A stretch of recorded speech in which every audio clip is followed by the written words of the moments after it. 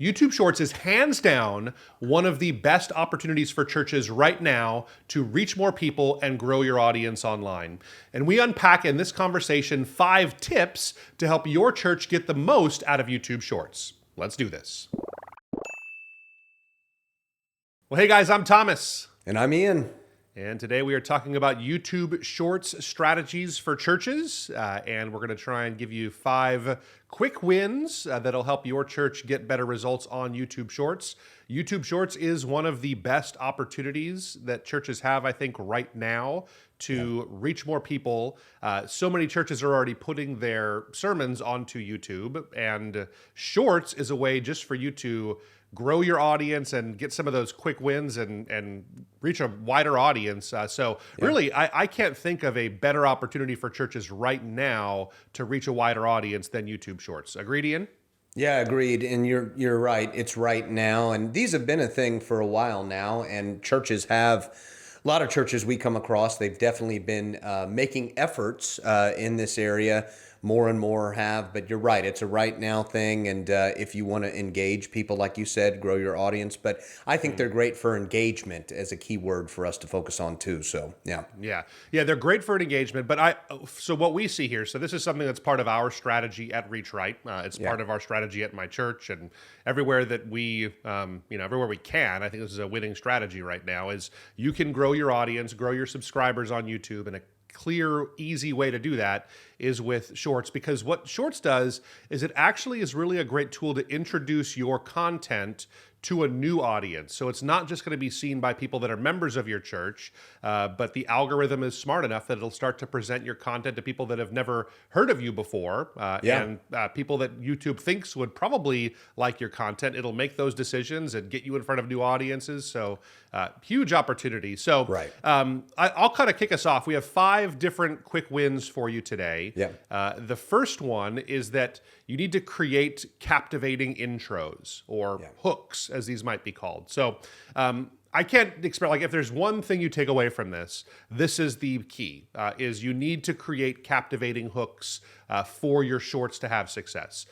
So for some churches, you can often, like if you're doing repurposed sermon content, that's a great strategy for this. So you take a 45-second clip of your sermon and you turn it into a short. What's so important, though, is that you have some kind of a hook. And here's what we found is that that hook isn't always what naturally came right before the 45 seconds that you want to highlight in your sermon there. It maybe is some other part of the sermon, and sometimes it makes sense just to record a separate hook. So here's kind of a spoiler on how we do things here at Reach Right.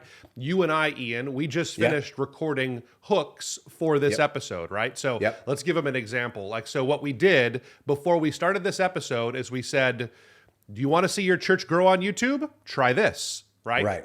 That's the kind of thing. Why don't you do one of the ones you did? Give us a shot. Oh, goodness. I guess another one was, is your church utilizing YouTube Shorts yet? If not, you're way behind. Something along those lines. Those kind of things. And it's just, kind of you're at peak energy and you're trying to do something that piques someone's interest to get them to watch the entire YouTube short. So, and this is the same thing. This strategy works for TikTok. It works for Instagram and Facebook Reels as well. But getting these hooks nailed, kind of think of them as like the first 2 or 3 seconds of your short. That's what's going to dictate whether someone's going to stick around and watch it. So there's all kinds of strategies on this, things that make for good hooks.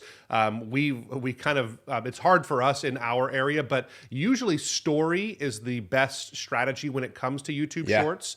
So we've found that actually the ones that perform best are when people start with phrases like, this guy once told me, or someone told me this week, just kind of those story introduction type hooks.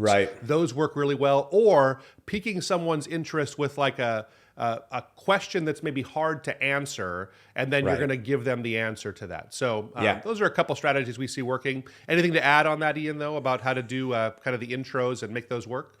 Well, just the strategy with this has been around for a long time. It's funny, even before shorts were a thing on social media and on YouTube, it reminded me of the public speaking class that I took in college, which talked about how you want to start with an attention getter to your speech and something that engages people right then to get their attention. Same thing if you're delivering a speech. But of course, for these, it's important because they are short.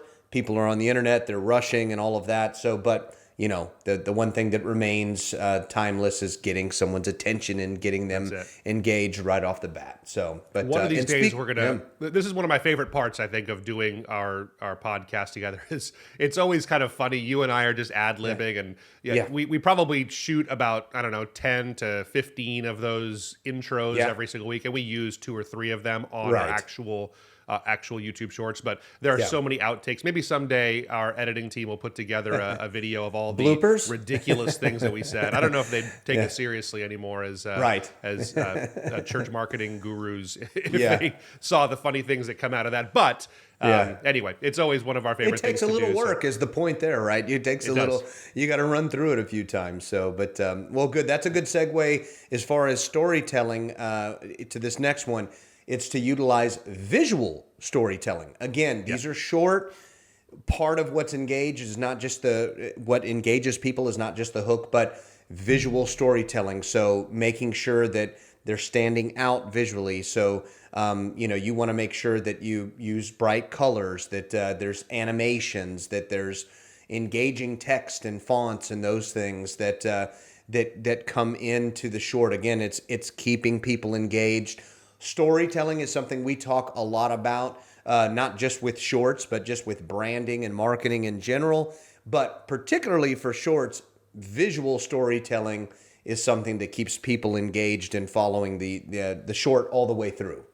Yep, that's it. Yeah. So when it comes to visual storytelling, I would encourage you, even if you're using repurposed sermons, try to a few times, or try different ways to insert B-roll footage into there. Yeah. Because I think you can actually up the engagement and kind of the interest that people have if you have little segments where it's not just a talking head or just, like us, a lot of times it's just us looking at the camera, but you'll usually see when our shorts are edited, if this is someday turned into a short here, that we usually have some kind of B-roll to increase the engagement and kind of help people engage with the content a little better. Yeah. So look at those kinds of things. B-roll footage from your church is always best, but there's all kinds of stock B-roll footage sites out there, and you can usually find even things that are free that can probably go along with whatever story you're telling in your short there.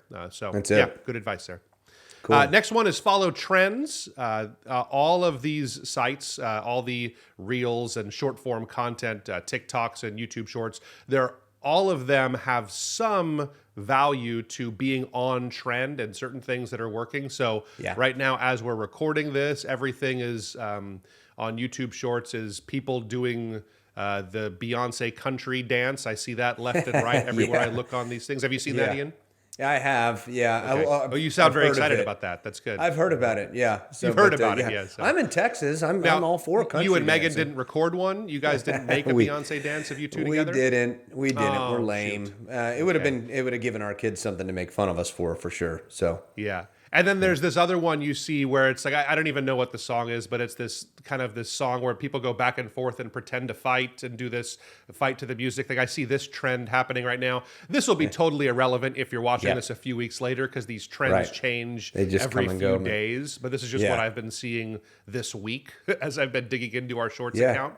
But these are the kind of things that when it makes sense, it's smart for churches to hop onto it. So I'm not saying that your pastors all do the Beyonce dance for This Ain't Texas or whatever that song is there. That probably, maybe you can find a reason to do it. I don't know.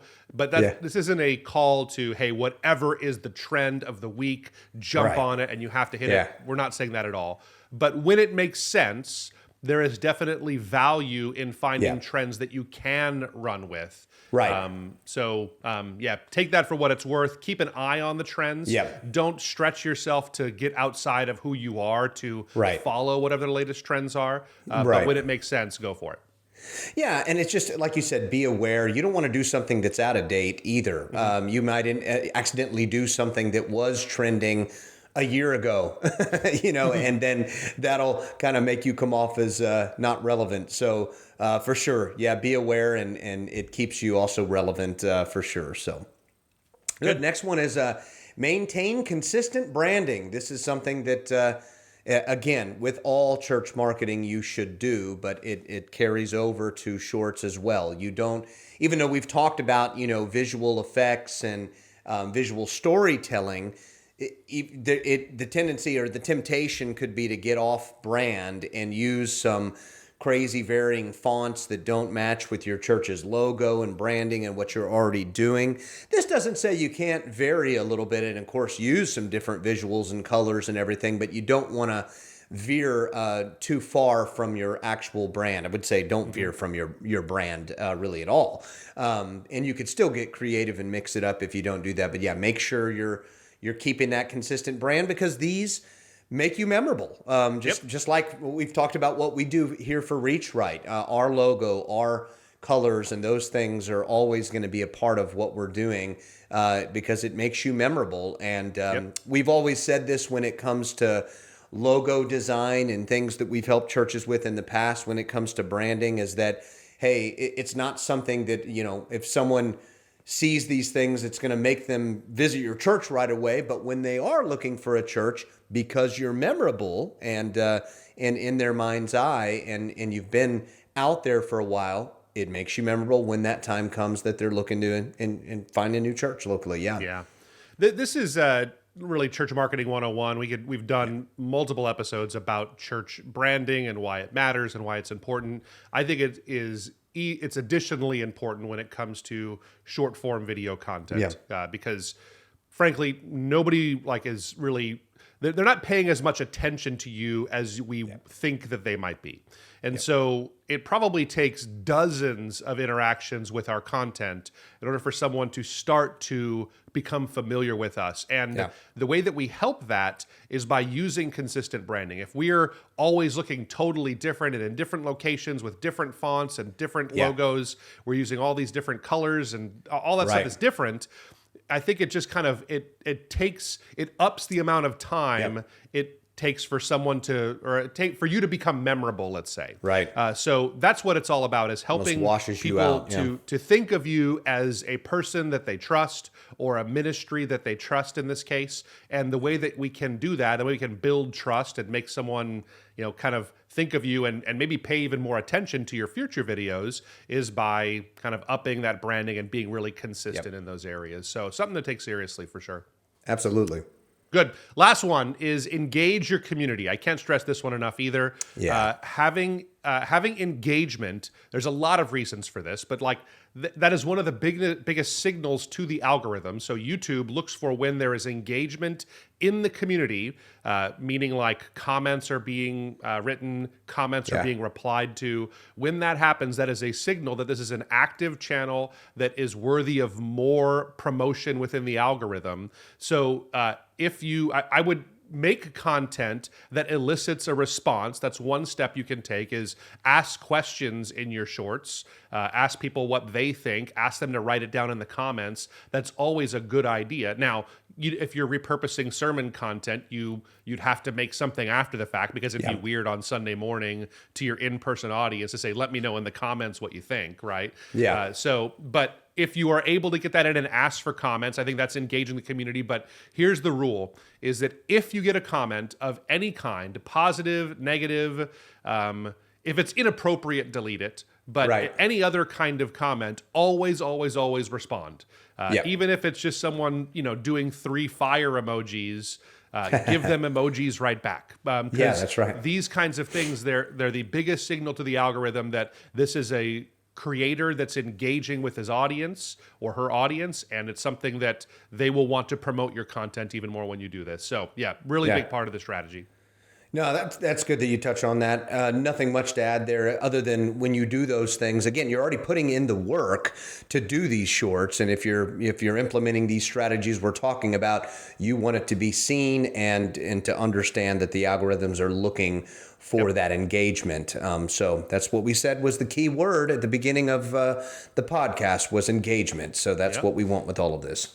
Speaking of engagement, I'd love to engage with you, our audience. So if you guys are doing something on YouTube Shorts that's working, let us know down in the comments. Yeah. If you, we want to make this a resource to share with lots of other pastors, and maybe there's something that's working for you, and you can share some of the wealth with the rest of our community. That would be much appreciated. If it's not working for you, let us know what the challenges are. We will respond to your comments as well. That's the way we do things here. So thanks so much, guys, for being a part of the Reach Right family, and we'll see you next week. See ya.